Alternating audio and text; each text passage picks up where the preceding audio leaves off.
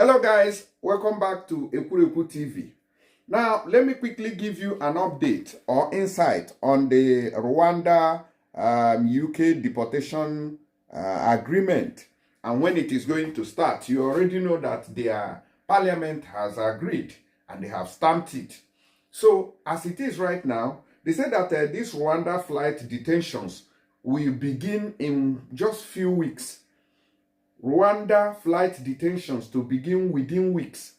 So as it is now, they say that some migrants have started fleeing the UK to the island. Okay, some people have started running away from the United Kingdom. So sometimes I wonder why people are still trying to cross the English Channel into the UK. I'm still wondering why. Now, what we have here, migrants are to start being detained within weeks in preparation for the first flight taken off to Rwanda, the Home Office has said. So if you are not aware, get ready right now. It comes after the Guardian reported people who would start to be transferred to detention centers on Monday. In response, the Home Office said the government was entering the final phase of operationalizing the policy. Glasgow-based human rights lawyer Eyama Anwa said he had been told detentions would begin on Monday. Monday was just yesterday, being the 29th day of April 2023. Okay, Monday is 29th day of April 2023, and that is when the detention of migrant who does not have document or who they find not legal to be in UK will be detained. That's the initial day, the first day of their detention, and it has begun. Now, he said he expected to see an explosion of the spirit of Ken Murray Street across the UK in the coming days, a reference to protests on the street in Glasgow in 2021, where hundreds of people blocked an immigration van to prevent asylum seekers being removed. Prime Minister Rishi Sunak has said the first flight should take off within 10 to 12 weeks. A Home Office spokesperson said at some stage preparation would inevitably include detaining people ahead of their deportation flight. Okay? It would be inappropriate to comment further on operational activity, the spokesperson added. According to The Guardian, officials plan to hold up asylum seekers who turn up for routine meetings at immigration service offices, and we also pick people up nationwide in a major 2 weeks exercise. These people would then be transferred to detention centers. So what they are likely going to be doing is to raid people across the UK. And also those who comes to the Home Office or their immigration centers for any kind of appointment or renewal of document or seeking whatever process that you would want to go, and you need to pass through the Home Office or the, maybe I don't know, their questura there in UK, they are going to be caught. That is this you are going to be handcuffed and detained pending when the flight will take off. So that is the plan and the modus operandi of this deportation of migrants from UK to Rwanda. Now, these details have not been confirmed by the BBC. The policy, which could see some asylum seekers sent to Rwanda, seeks to deter people from crossing the channel in small boats. So if you had a plan of crossing the English Channel in small boats to the UK, please take a pause, because the majority of the people who have crossed into the United Kingdom cross through the English Channel from France. And they pay a huge sum of money of up to £4,000 to take this journey from France to UK, just to cross that English Channel, one of the busiest around the world. Okay? Now, some 359 migrants were detected making the dangerous crossing on Saturday, according to Home Office figures. What is the UK's plan to send asylum seekers to Rwanda? Now, in response to the report on in the Guardian, Sonia Skiet, chief executive of Charity Freedom for Torture, told the BBC, "Make no mistake, these latest attacks on refugees by the government will further traumatize people who have fled from torture chambers, seeking safety and a chance to rebuild their lives in the UK. We know from our clinical services that even survivors of torture who are completely safe from harm tend to live in a semi-permanent state of hyper-vigilance to threat because of their history of being rounded up, detained and abused in authoritarian state. So news of this crackdown is sure to trigger mental health collapse in many men, women and children in the care of their therapist."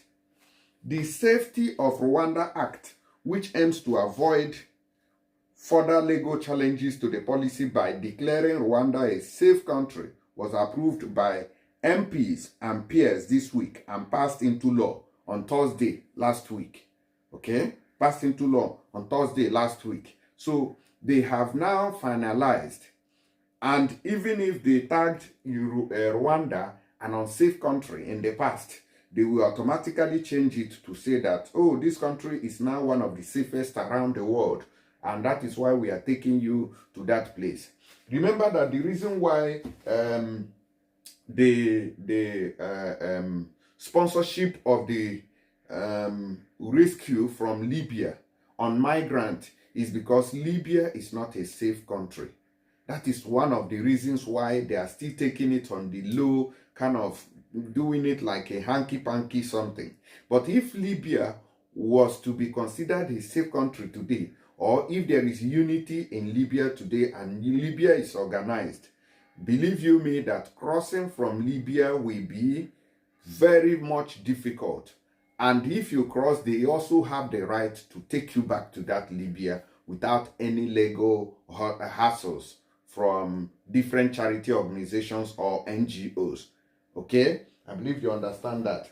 However, the plan could still be held up in court challenges. Meanwhile, Mr. Sunak has claims this Rwanda plan is causing an increase in migrants to island, show it is already having a deterrent effect. Like I told you when I started earlier, that migrants have started fleeing to the island because of this incoming detention and raid across the UK.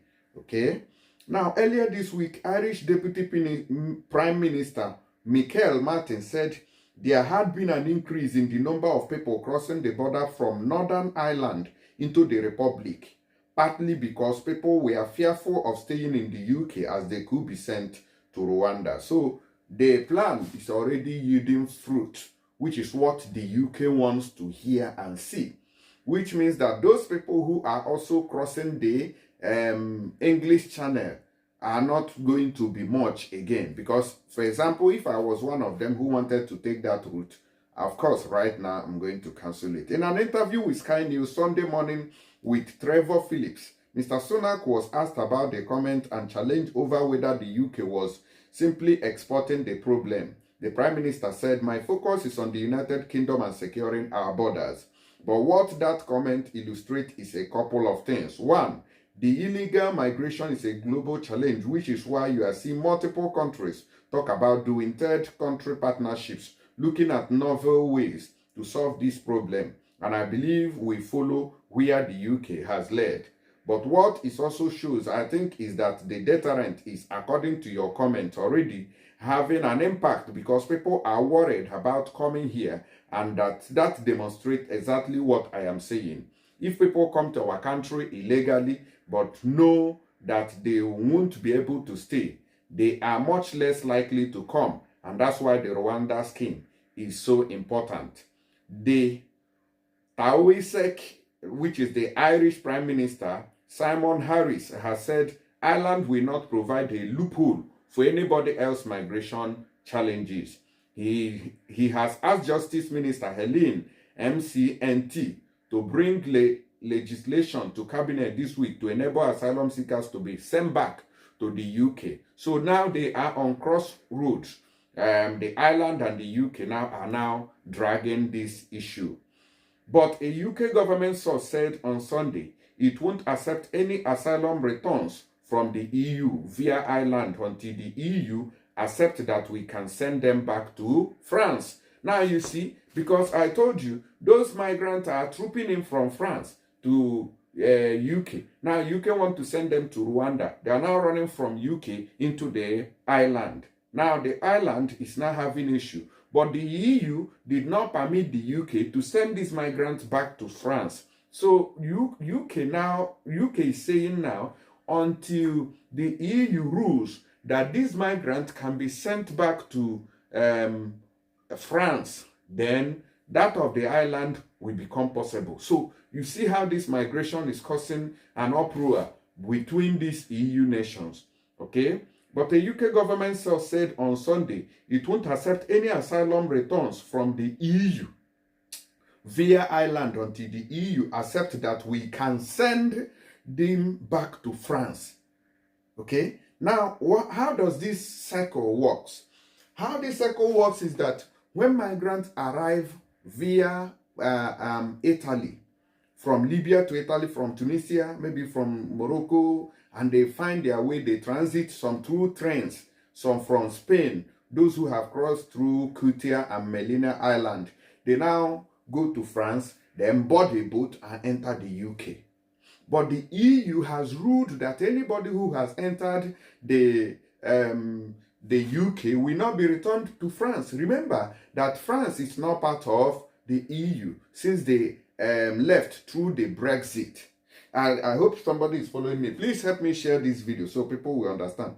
They said the government was fully focused on operationalizing our Rwanda scheme, and we continue working with the French to stop the boat from crossing the channel. On Friday, Downing Street had said it was too early to jump to specific conclusions about the impact of the policy on migrant behavior. More than 7,000 people have arrived by small boats so far this year. 7,000 people. That's quite huge. Labour Shadow Immigration Minister Stephen Kinnock said more people have arrived by small boats so far this year than ever before, and more people are having to be rescued. What will it take for Rishi Sunak to wake up and realize that his plan is not working?